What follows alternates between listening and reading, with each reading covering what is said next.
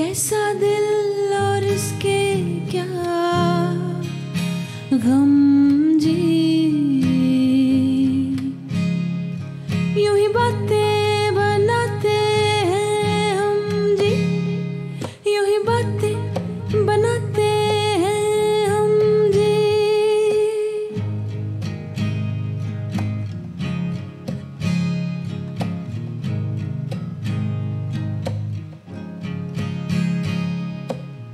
उससे अब कोई बात क्या करना,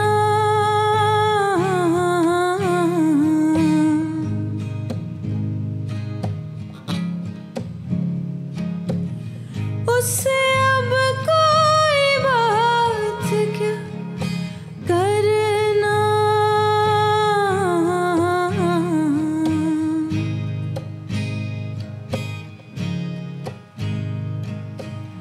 खुद से भी बात कीजिए कम कम जी,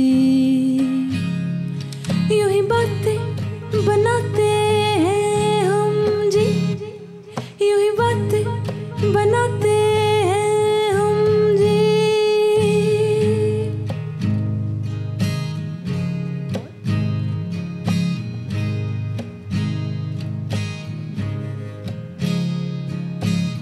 कैसे आखिर न रंग खेले हम,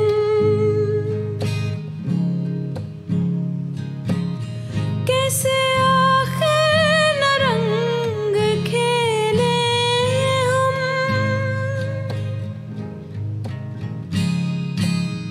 दिल हो रहा है जानम जी,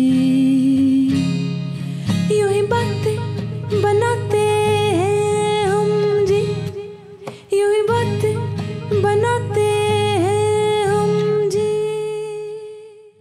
मुझे लगता है कि लफ्ज़ जब बोले जाते हैं उनकी भी एक शक्ल होती है। मतलब आप देखें कोई भी लफ्ज़ है, उसकी एक फ़ील है, उसकी एक कहीं पे एक शक्ल बन रही होती है। इसी तरह मेरा ख़्याल है जब हम रंग बिखेरते हैं और तो वो भी अंदर से आपके जो एक बन रही होती है, वही उसी तरह से मुझे लगता है दोनों में इतना। मेरे ख्याल में लफ्ज़ और रंग जो है वो अपनी उनकी जो शक्ल है या उनकी जो जिसामत है उससे अगर हम करें तो मेरे ख्याल में वो एक दोनों ही एक तासुर क्रिएट करते हैं। बिल्कुल बिल्कुल। लफ्ज़ भी हमने एक कहानी में एक जुमला पढ़ा या एक शेर पढ़ा तो वो एक शक्ल अल्फाज की शक्ल में तो होगा, लेकिन बहरहाल वो एक असर बन जाएगा जी। रंग भी ऐसा ही है शायद। मैं एक और चीज़ आपसे पूछना चाहूँगा कि रिश्ते और दोस्ती कितनी अहम है इस सारे पहलू के लिए, और एक आर्टिस्ट के लिए इसके लिए रिश्ते कितने अहम हैं?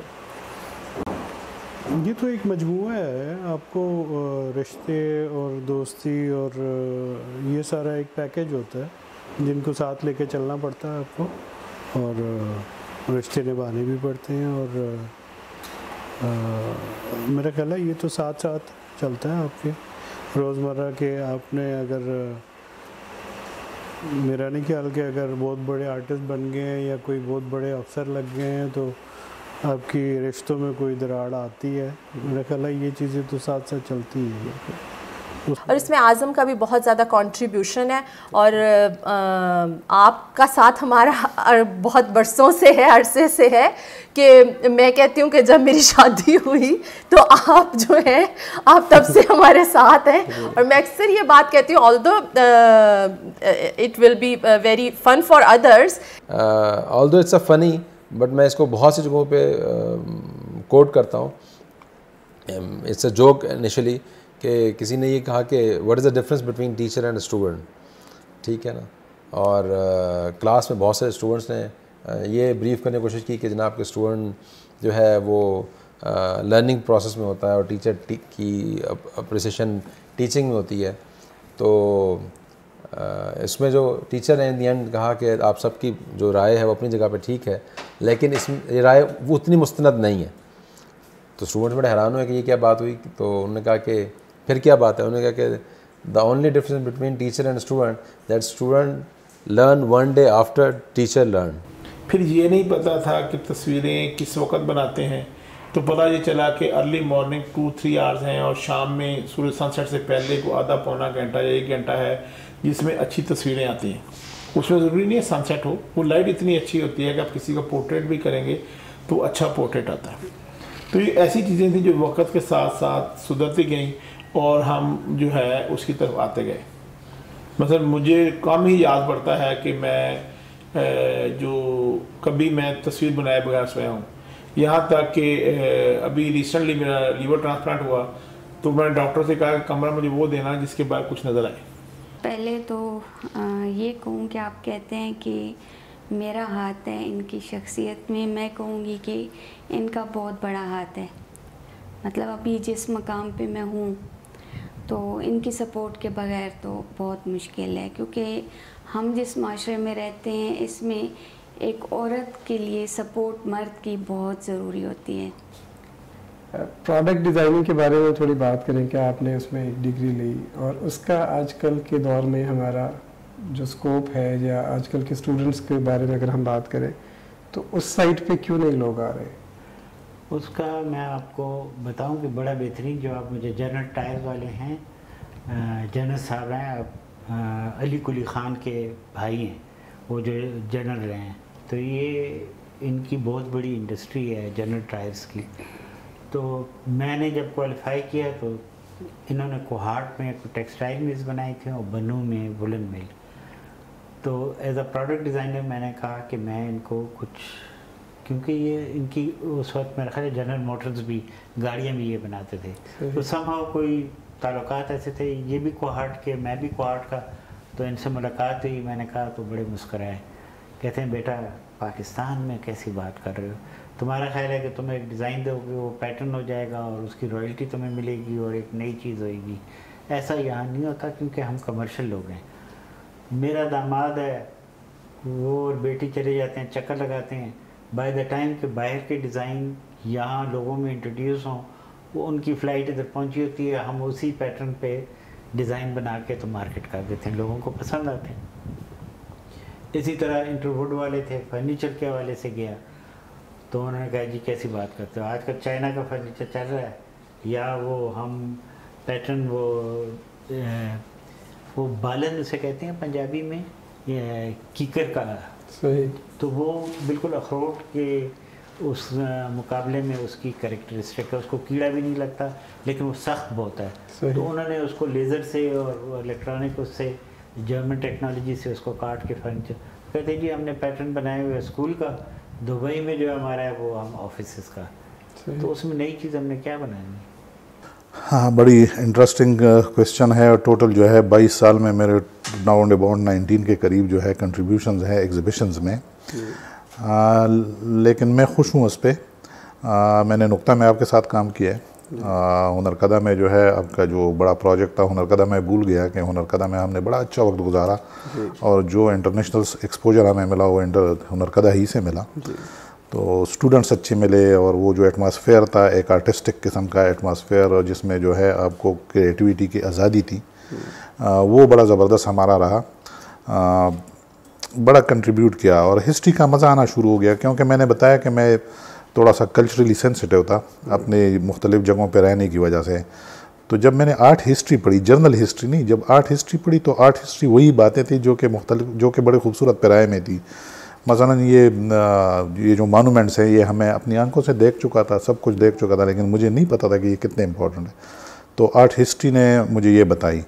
और फिर दूसरी जो है, मैं पश्तो स्पीकिंग हूँ तो आपको पता है कि हम लोग जो है ना ज़रा अफसरी का शौक़ होता है और हम करते रहते हैं अफसरी।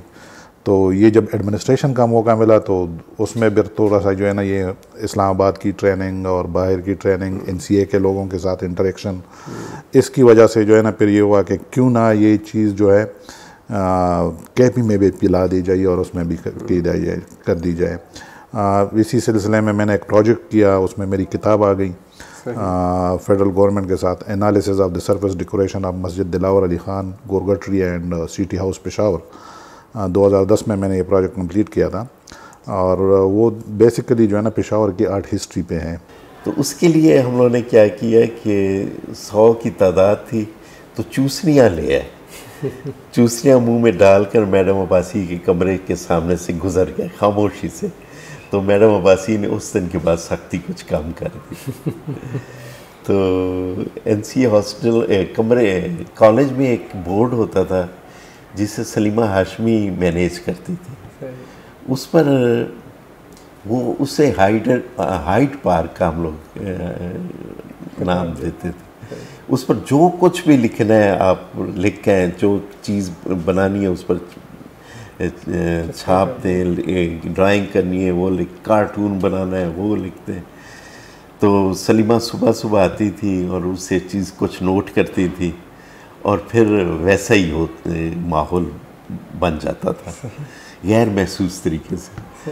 तो फाइन आर्ट की क्लास और फर्स्ट ईयर मेरे ख्याल सबका ही फंडामेंटल ईयर होता था।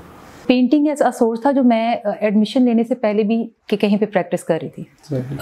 स्टूडियो है तस्वीर खाना, मेरे उस्ताद हैं सर अहमद हबीब, तो वहाँ पे मैंने प्रैक्टिस स्टार्ट की थी। बट मुझे मीनिंग्स नहीं सर पता था कि मैं बना क्या रही हूँ। मतलब एक जो होता है ना कि मेरे एक्सपेरिमेंट्स जो मैं कर रही हूँ, जो मैं पेंट कर रही हूँ, मुझे उनके मीनिंग्स का नहीं पता। बस इतना पता है कि कोई औरत का फिगर है और वो मैं बना रही हूँ, दैट्स इट।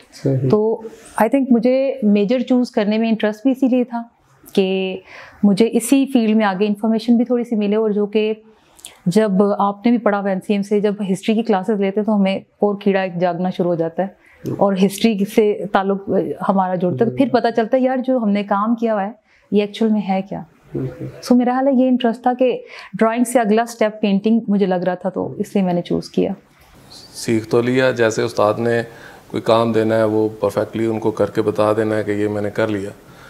तो उसका इम्पैक्ट ये था कि बस वो उतना ही मैं करता था जितना टीचर मुझे बता रहे थे।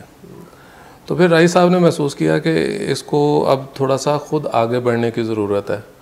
तो उन्होंने मुझे ग्रुप शोज़ में रेकमेंड करना शुरू कर दिया, वहाँ ग्रुप शो है वो करो। इवन कि हमारा अपना जो एक, आपको पता है कि जनरेशन राही हमारा एक ऐसा, उसको मैं ग्रुप नहीं कहूँगा, एक ऐसा हमारा प्लेटफॉर्म है जहाँ पे राही साहब जो हैं आए दिन जो है आर्टिस्टों को इंट्रोड्यूस करते रहते हैं। तो वहीं से मुझे भी उन्होंने इंट्रोड्यूस किया। तो फिर आहिस्ता आहिस्ता राही साहब ने कहा कि अब मेरा फिर सवाल यही था, 6-7 साल के बाद भी मेरा सवाल ये था कि सर अब मैं क्या करूं। तो तब मुझे बड़ी प्यारी बात उन्होंने की। उन्होंने कहा कि यार मैं तुम्हें गाड़ी ड्राइव करना मैंने सिखा दिया है, अब सारी ज़िंदगी मैं तुम्हारी गाड़ी ड्राइव नहीं कर सकता, तो ये अब तुमने खुद करना है।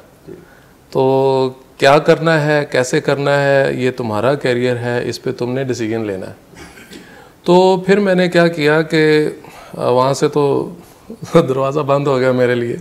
हेल्प वाली वो जो एक बात थी वो उन्होंने मुझे बिल्कुल कहा कि अब आप अपने ऑन पे करो जो करना है। तो फिर मैंने काफ़ी एक्सपेरिमेंट्स किए। तो मुझे सिनेमा के दौर से जो मुझे एक जिसके साथ बहुत ज़्यादा अटैचमेंट रही मेरी एक टाइम तक, तो वो सिनेमा के दौर का जो एक आपको अंदाज़ा होगा कि अगर आपने काम देखा है, वो यकीनन आपने देखा होगा कि वो बहुत ज़्यादा बोल्ड काम होता था। बहुत बड़े साइज़ के ब्रश के साथ बड़े बड़े स्ट्रोक्स लगा के काम करना, तो वो एक चीज़ थी।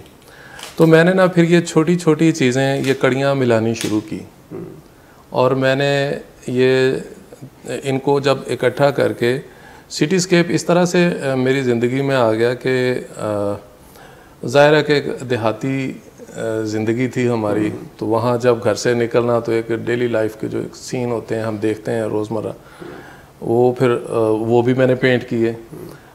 शहर में आया तो नेचर वही थी कि जो देखना है उसको उस तरह से पेंट करना है, तो वो एक शौक़ था मेरे अंदर। लेकिन उसमें जो एक एलिमेंट मिसिंग था वो था क्रिएटिविटी का। तो वो फिर मैंने राही साहब से जो मेरी लर्निंग हुई और जो मेरा पहले से काम था, जो मैंने मुख्तलिफ़ असातिज़ा से सीखा था, पेंटर लाइन के जो टीचर्स थे उनसे, तो वो सब कड़ियाँ मिला के मैंने कुछ एक्सपेरिमेंट्स किए। तो वो अल्हम्दुलिल्लाह के मुझे भी काम करने में फिर मज़ा आया, क्योंकि एक बाकायदा लर्निंग थी पीछे और लोगों ने भी उस काम को बहुत पसंद किया। और आपको कैसे भूल सकते हैं कि वो आपने ही पहला शो मेरा अरेंज किया था सोलो शो? डिज़ाइन का, मैं design was not my field but मुझे शौक था। तो मैंने जब मैं फ्री हुई मास्टर्स के बाद, तो मैं कोई जॉब नहीं करी थी, तो मैंने डिज़ाइन के बारे में सोचा। तो मैंने ड्रेस डिज़ाइन से स्टार्ट किया था एंड मैंने ऐसे ही ऑनलाइन एक पेज बनाया और वहाँ से मुझे बहुत अच्छा रिस्पांस मिला। Meanwhile I was in Bahawalpur, तो वहाँ हमारी बहुत ट्रेडिशनल ज्वेलरी बहुत ज़्यादा मतलब उसका ट्रेंड है और बहुत ज़्यादा दुनिया में पसंद की जाती है। तो थोड़ा थोड़ा मैंने उसको भी ऐड करना शुरू किया और मुझे वहाँ से बहुत अच्छा रिस्पांस मिला। एंड आई वाज थिंकिंग कि बहुत सारी चीज़ें ऐसी हैं, मतलब अब हम बहुत सारी सिटीज़ में ले लें पाकिस्तान के, वहाँ वो लोग मतलब दे आर लाइक कि यार ये कहाँ से आती है, इतना खूबसूरत आर्ट है उन लोगों का, इतना खूबसूरत हर चीज़ बना रहे हैं।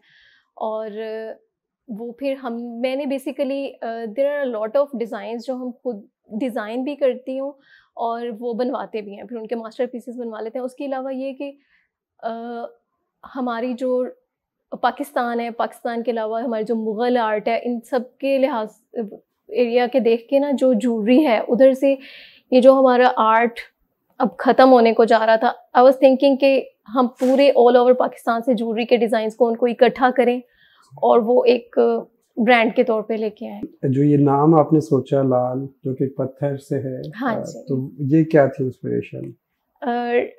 लाल इज बेसिकली लाइक, जब हम किसी चीज़ के बारे में वैसे भी कहते हैं कि यार ये क्या हुआ, ये ऐसी इतनी क्यों अहम है, क्या इसमें लाल लगे हुए हैं। सो आई वाज थिंकिंग कि यार कुछ ऐसा हो जिसमें लाल लगा हुआ हो, तो एक वहाँ